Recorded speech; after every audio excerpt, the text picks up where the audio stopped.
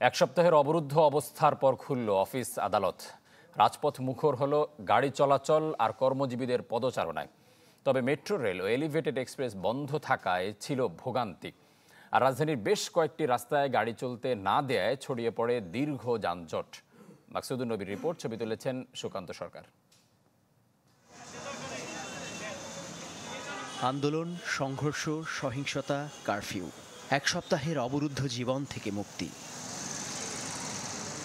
Office আদালত খুলতেই রাজপথের গুমোট হাওয়া বদলে যায় কর্মজীবীদের কোলাহলে।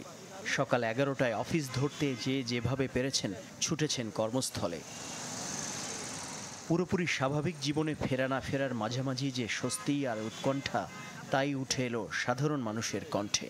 যে আসলে এই কয়েকদিন দেশের পরিস্থিতি খুব খারাপ ছিল, এখন দেশের পরিস্থিতি মোটামুটি ভালো হয়েছে, স্বাভাবিক হওয়ার চেষ্টা হচ্ছে। একটু আগে যদি মেনে নিত তাহলে হয়তো বা আমাদের যারা স্টুডেন্ট আছে তাদের হয়তো বা এতগুলো প্রাণঘাতী হতো না। আর হয়তো বা আমাদের দেশে যে ক্ষয়ক্ষতি হয়েছে অথবা জনজীবন যেভাবে থেমে গেছে, এটা হয়তো বা আরও আগে সব ঠিক হয়ে যেত। তো আমরা চাই কারো জীবন যাতে আর না যাক, আমাদের অর্থনৈতিক এরপর আমাদের জনসাধারণের যাতে আর কোনো ক্ষতি না আসুক, এটাই চাই। তবে শহরের ফুটপাতে হেঁটে অল্প দূরত্বে কর্মস্থলে যাবার এমন স্বস্তি পাননি সড়ক পথের যাত্রীরা। একদিকে বন্ধ মেট্রো রেল, অন্যদিকে খোলা নেই এলিভেটেড এক্সপ্রেসওয়ে। তার উপর বেশ কয়েকটি গুরুত্বপূর্ণ সড়কে নিরাপত্তা ইস্যুতে গাড়ি চলাচলে মানা। এমন অবস্থায় সপ্তাহখানেক পর পথে বেরিয়ে ভোগান্তি পিছু ছাড়েনি সাধারণ মানুষের। রাজধানীর মহাখালী মোড় থেকে ভিআইপি রোডে প্রবেশে বিধিনিষেধের কারণে হাজারো গাড়িকে ফিরিয়ে দেয়া হয় বনানী অভিমুখে। এছাড়া এলিভেটেড এক্সপ্রেসওয়ে বন্ধ থাকায় সব প্রাইভেট কার চলছে মূল সড়কে। ফলে রাস্তার দুপাশে ছড়িয়ে পড়ে দীর্ঘ যানজট। 30 মিনিটের গন্তব্য যেতে লেগে যায় 2-3 ঘন্টা। শেওড়াপাড়া থেকে এই পর্যন্ত 2 ঘন্টা 20 মিনিট সময় লাগছে।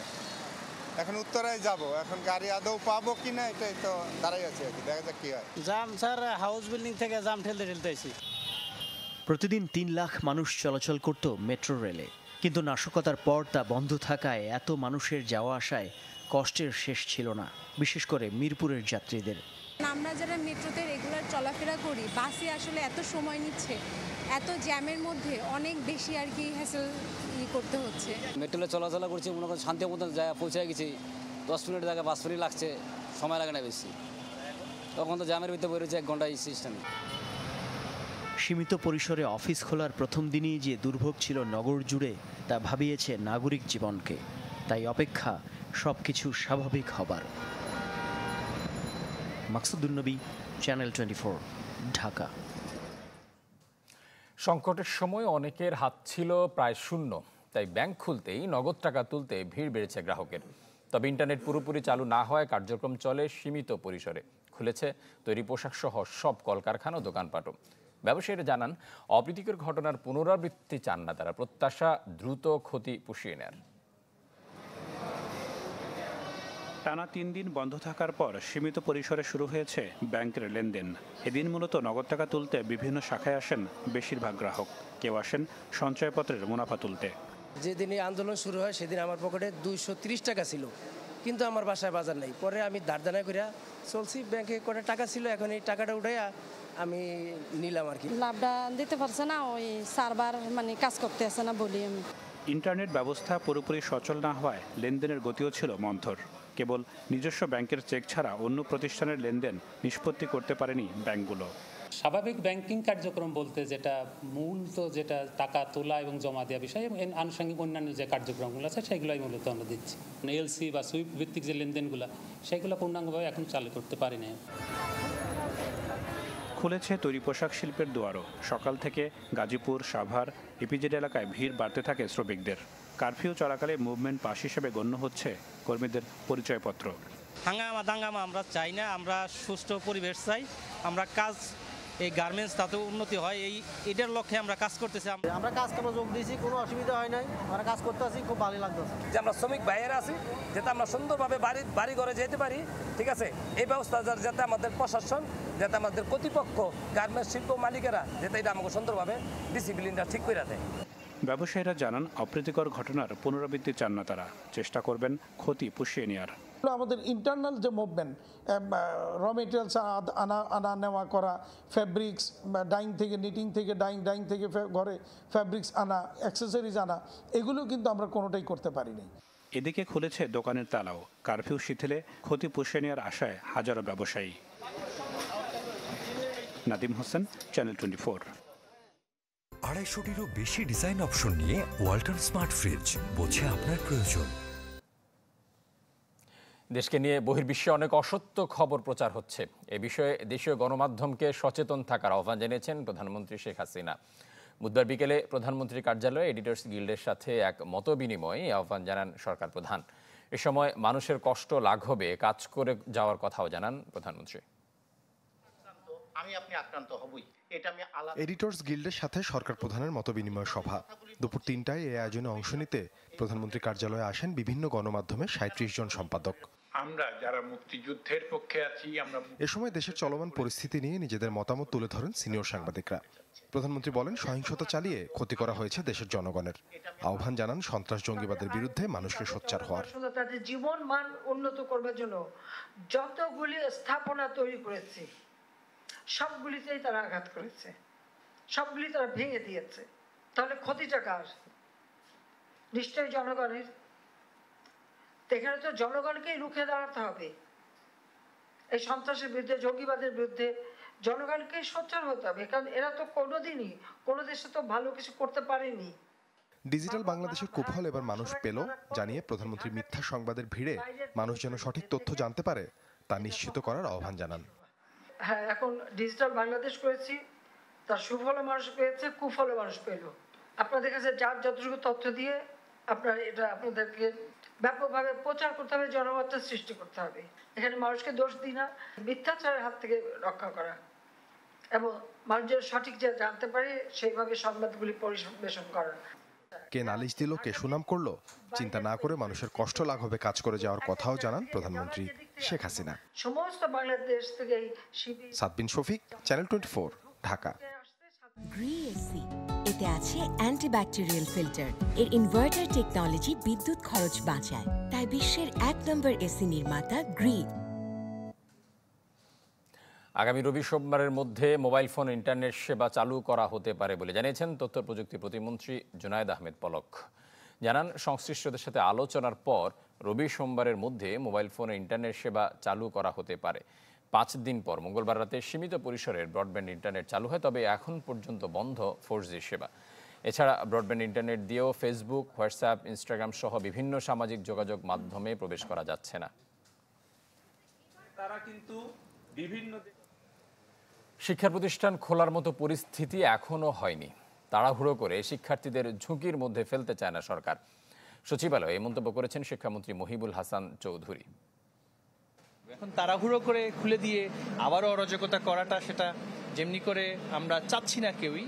আবার একটা বিষয় যেটা প্রথম থেকেই দেখা হচ্ছে যে ঘোষণা হচ্ছে একটা আর কাজ হচ্ছে আরেকটা। এই ধরনের আলটিমেটাম দিয়ে দিয়ে যাতে করে পরিস্থিতিকে অস্থিতিশীল করতে কেউ না পারে, আমরা সেটা অনুরোধ করব। সরকার আন্দোলনকারীদের সব দাবি মেনে নিয়েছে, বাকিগুলো পূরণে অপেক্ষা করতে হবে, একথা বলেছেন স্বরাষ্ট্রমন্ত্রী আসাদুজ্জামান খান কামাল। রাতে রাজধানী ধানমন্ডিতে নিজ বাসায় স্বরাষ্ট্রমন্ত্রীর সাথে বৈঠক করেন বিভিন্ন গোয়েন্দা সংস্থার প্রধান সহ আইন শৃঙ্খলা বাহিনীর প্রধানরা। পরে মন্ত্রী বলেন, দাবি মেনে নেওয়ার পরও যদি শিক্ষার্থীর আন্দোলন চালিয়ে যায় তবে ক্ষয়ক্ষতির দায় এড়াতে পারবে না। জানান, আন্দোলনে সহিংসতাকারীদের অনেককেই ইতিমধ্যে গ্রেপ্তার করা হয়েছে, তবে গ্রেপ্তার কেউই ছাত্রনেতা নন। আন্দোলনকারী শিক্ষার্থীরা নিরাপত্তা চাইলে তাদের নিরাপত্তা দেওয়া হবে বলেও জানান স্বরাষ্ট্রমন্ত্রী।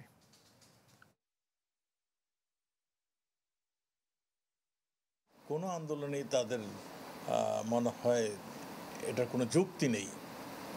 তারা যে সমস্ত 8টি পয়েন্ট দিয়েছিল সেগুলো আমাদের সরকার বলছেন আমরা পর্যায়ক্রমে এইগুলো আমরা ব্যবস্থা গ্রহণ করছি। এত কিছু হওয়ার পরেও আমাদের সরকার সব কিছু মেনে না যাওয়ার পরেও এই আন্দোলন তাদের থামানো উচিত আমি মনে করি। খবরের পর্যায়ে নিচ্ছে একটা বিরতি, সাথে থাকুন। আবার আমন্ত্রণ সকাল 7টার খবরে। অভ্যন্তরীণ অবস্থার সুযোগ নিয়ে বিশ্বের 185টি দেশে বাংলাদেশের বিরুদ্ধে ব্যবস্থা নিতে ডক্টর ইউনূস বার্তা পাঠিয়েছেন বলে অভিযোগ করেছেন আওয়ামী লীগ নেতারা। বুধবার রাজধানী মোহাম্মদপুরে গরিব মানুষের মাঝে খাবার বিতরণের সময় ওবায়দুল কাদের বিএনপি জামায়াতের অগ্নিসন্ত্রাসের বিরুদ্ধে দেশবাসীকে এক হওয়ার আহ্বান জানান। আরেক অনুষ্ঠানে পাট ও বস্ত্রমন্ত্রী জাহাঙ্গীর কবির নানক বলেন, ডক্টর ইউনূস এখনও দেশের বিরুদ্ধে ষড়যন্ত্রে লিপ্ত।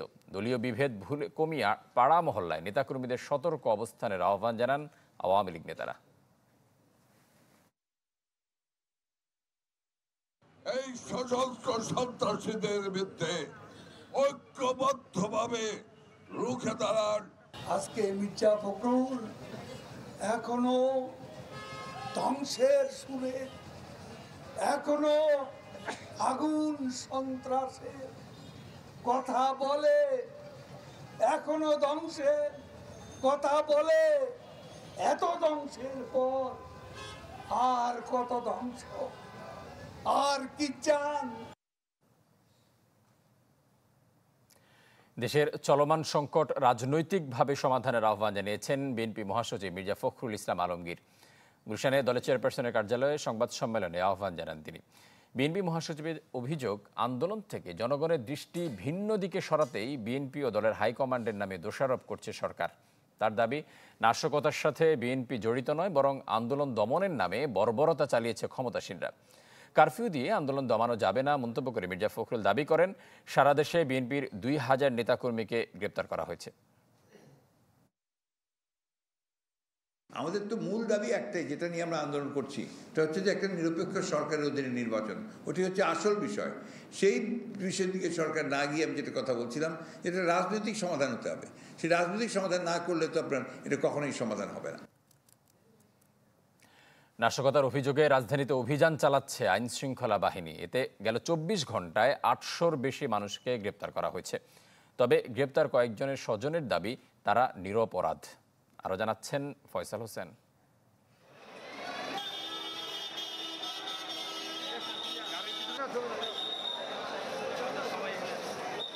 রাজধানীতে গত 24 ঘন্টায় 641 জনকে গ্রেপ্তার করেছে আইন শৃঙ্খলা বাহিনী। যাত্রাবাড়ি, মোহাম্মদপুর, শনিরাখড়া সহ বিভিন্ন এলাকা থেকে এদের নাশকতার পরিকল্পনার অভিযোগে গ্রেপ্তার করা হয়েছে।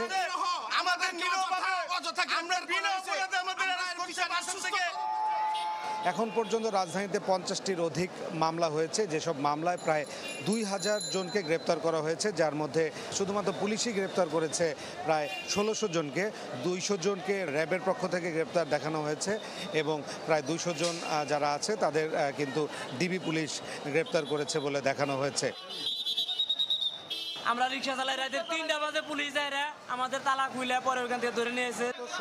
যাদের গ্রেপ্তার করা হয়েছে তাদের সিএমএম আদালতে সকাল থেকেই নিয়ে আসা হয়েছে এবং আমরা দেখেছি যে প্রত্যেকটি থানা থেকেই যে পুলিশ ভ্যানগুলো যখন সিএমএম আদালতে প্রবেশ করছিল, তখন এইখানে যারা স্বজন ছিল তারা কিন্তু সেসব পুলিশ ভ্যানের সামনে তাদের সন্তানদের নাম ধরে ধরে চিৎকার করে করে বলছিল এবং ভেতর থেকেও কিন্তু তারাও চিৎকার করছিল। আমার ছেলে নবাবপুর দোকান করে, দোকান বন্ধ করে যাওয়া যাচ্ছে, শনি একটা সামনে মেঘদাবার ইচ্ছে ধরে লেগে গেছে। আল্লাহ উপরে নিচে মাটি জানেন না, আমার ছেলেটারে কি করে যে নিয়ে আইছে। আমার ছেলেটারে আমি বকিলে রাখছি, আমি রাস্তার টানতে দেই নাই। গেটে তাবা বাগাই যাইয়া আমার বাবা ধাক্কাটা জিতকে ভাবে আমার বাবা জন্য এক বেতন রয়েছে।